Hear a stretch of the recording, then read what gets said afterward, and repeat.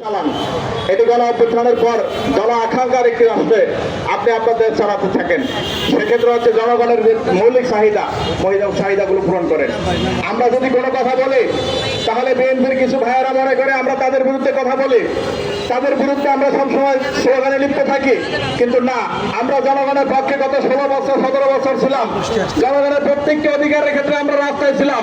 যদি আপনারা জনগণের সেই অধিকার থেকে বঞ্চিত করেন, জনগণের সেই সমস্ত জায়গা থেকে আপনারা নিবৃত হয়ে থাকেন, জনগণের উপর সে আবার শোষণ করেন, তাহলে আমরা সবসময় আমাদের বলিষ্ঠ কণ্ঠ রাস্তায় থাকবেই।